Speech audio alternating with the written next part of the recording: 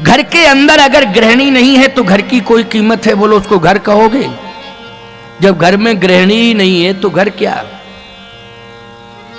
एक घर में हम ठहरे, छोटे छोटे बच्चे थे, वो रो रहे थे।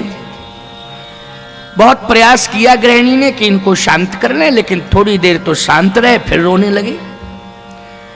कुछ ऐसी समस्या थी बच्चों के अंदर कि वो रात में कई बार रोए, क्योंकि छोटे थे बच्चे।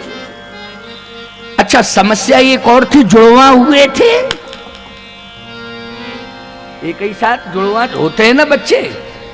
अच्छा, पता नहीं क्या कौन सी समस्या थी कि बच्चे रो रहे थे, थोड़ा ज्यादा रोए। तो एक महात्मा, दो महात्मा हमारे साथ, ये महात्मा तो हैं ही हैं, लेकिन वो ये नहीं थे उस समय, और महात्मा मेरे शिष्य थे साथ में। तो वो रात को ही हमारे पास आ गए, आसन से उठ के बोले, महाराज जी आपसे एक निवेदन है, ऐसे घर में मत रुका करिए जिस घर में बच्चे हों। मैंने कहा, तुम बेवकूफ हो क्या? घर तो वही अच्छा है जिसमें बच्चे हैं।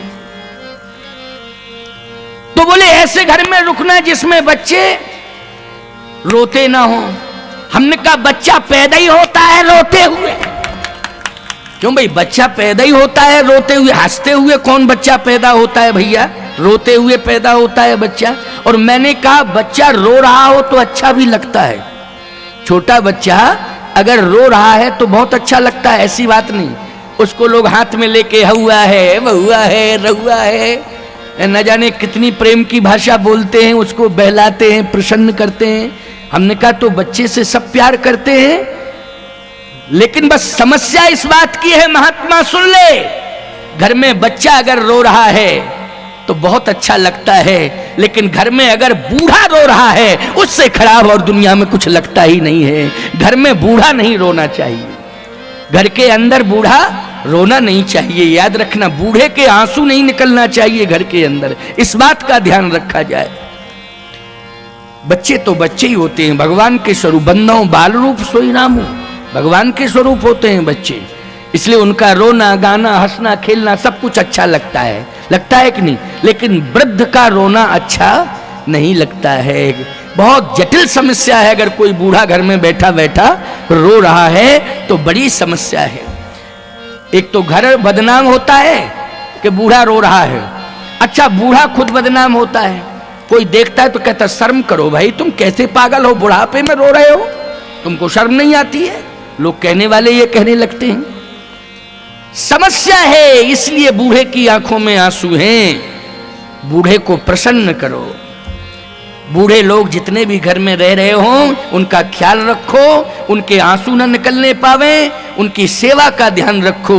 मैं इसलिए इस बात को कह रहा हूं, ध्यान से सुनना मेरी बात को, क्योंकि मंदिर में जो भगवान बैठा है उसकी पूजा करने वालों की लाइन लगी, हजारों लोग पूजा करने के लिए तैयार हैं। एक पुजारी नहीं, मुख्य पुजारी तो पूजा कर ही देता है, लेकिन जितने दर्शनार्थी आए हैं वो सब पूजा करने के लिए ही तो आए हैं। भगवान के यहाँ जो मंदिर में भगवान बैठा है, हजारों हजार लोग उसकी पूजा करने के लिए लाइन लगाए खड़े हुए हैं। लेकिन याद रखना, घर में जो बूढ़े माँ बाप हैं उनको केवल माँ बाप के रूप में ही मत मानना, उनको भगवान के रूप में मानना।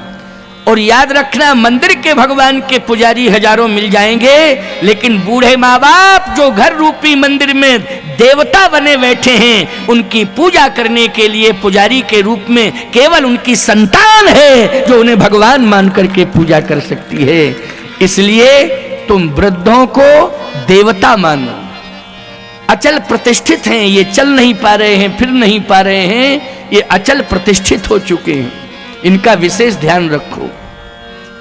जिस घर में बूढ़े लोग रोते हैं उस घर में दरिद्रता का निवास होता है, और जिस घर के अंदर वृद्ध लोग प्रसन्न रहते हैं वहां लक्ष्मी का निवास होता है। लक्ष्मी वहां नृत्य करती है प्यारे। इसलिए लक्ष्मी को अगर सदा अपने घर में रखना है तो वृद्धों की सेवा करो, इनको प्रसन्न रखो। भगवान राम ने कहा कि घर में रहो और घर में बूढ़ों का ध्यान रखो, उनकी सेवा करो। तो जितने बूढ़े थे अयोध्या के वो सब कहने लगे कि हम घर में रहेंगे ही नहीं, हम तो आप ही के साथ चलेंगे। उन्होंने भी समाधान कर दिया कि हम घर में रहेंगे नहीं। बूढ़ों ने कहा हम आपके साथ चलेंगे। नौजवानों ने कहा जब घर के बूढ़े आपके साथ चल रहे हैं तो हम घर में रह के क्या करेंगे। इसलिए जहां आप हैं वहीं हम सब हैं, अवध तहीं जहां राम निवासु। भगवान ने समझ लिया कि ये मानने वाले नहीं हैं। लक्ष्मण जी ने कहा कितना बड़ा समर्थन आपके साथ। भगवान ने कहा लक्ष्मण तुम चुप रहे, तू मान जाता तो ये सब मान जाते। सीता जी ने कहा बच्चा है, ज्यादा डांटो नहीं उसको। भगवान राम ने कहा सीते तुम मान जाती तो ये सब मान जाते। अब समस्या तो इस बात की है कि चर्चा ये हो गई कि जब घर के लोग नहीं मान रहे तो मोहल्ला के कहां से मानेंगे। क्यों भाई, पहले घर के लोग माने तब मोहल्ले के माने। इसलिए अब ये मानने वाले नहीं है, सब हमारे साथ चलेंगे।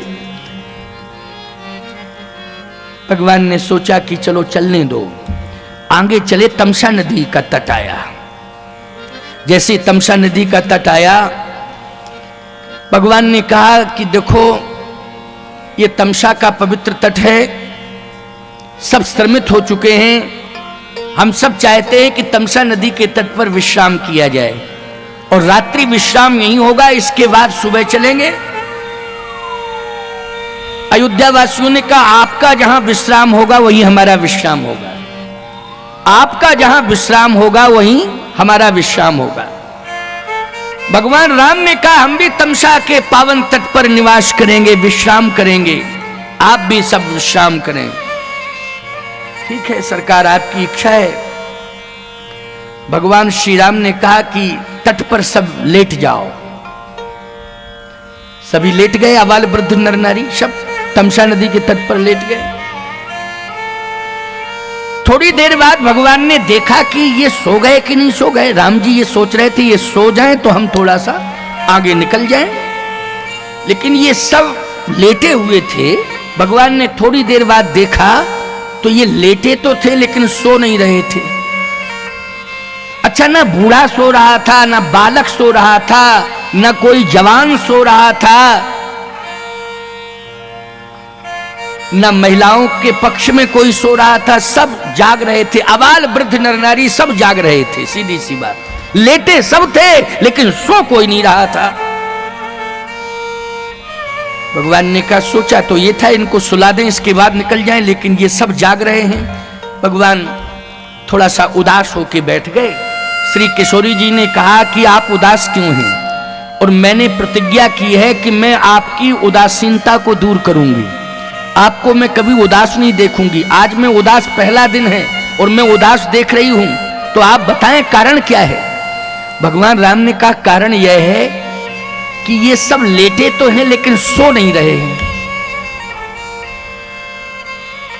जानकी जी ने कहा कि सो जाएंगे, अभी नहीं सो रहे तो थोड़ी देर बाद सो जाएंगे, और जब नींद आएगी तब सो जाएंगे। भगवान राम ने कहा तो समस्या तो बनी की बनी रह गई, समस्या क्या है। भगवान राम ने कहा सीते समस्या यह है कि इनको हम सुला के इन्हें छोड़ के आगे बढ़ना चाहते थे, ये सब सो जाएं तो हम निकल जाएं। जानकी जी हंसने लगी। भगवान राम ने कहा कि हमारे सामने समस्या बढ़ रही है, वो तुम हंस रही हो। कहती थी समस्या का समाधान करूंगी, तुम्हें तो हंसी आ रही है। जानकी जी ने कहा हंसी मुझे इसलिए आ रही है कि अभी हम और आप दोनों ही बात कर रहे हैं। सही बताओ ये सब कौन है? अयोध्यावासी। अरे अयोध्यावासी तो हैं, लेकिन अयोध्या जगत के अंदर है कि नहीं? हाँ, जगत के अंदर तो है अयोध्या। आप जगत को बनाने वाले हैं कि नहीं? हाँ, जगत का निर्माण। जग कारण तारण भव भंजन धरणी बार कह तुम अखिल भुवन पति लीन मनुज अवतार। यही तो लक्षण है ना भगवान का। जग कारण तारण भव, जगत के जन्म का कारण। तो आप जगत के जन्म के कारण हैं, अर्थात आप जन्माता हैं आप क्या हैं? आप हैं परम पिता। जो जगत को जन्म देता है वो कौन होता है? परम पिता। भगवान ने कहा परम पिता ठीक, तो मैं कौन हूं? भगवान राम ने कहा सीधा सा अर्थ है, अगर मैं जगत पिता हूं तो तुम जगत माता हो। तो जब मैं जगत माता हूं, आप जगत पिता हैं, तो ये सब जगत के प्राणी हमारे आपके बच्चे हैं कि नहीं?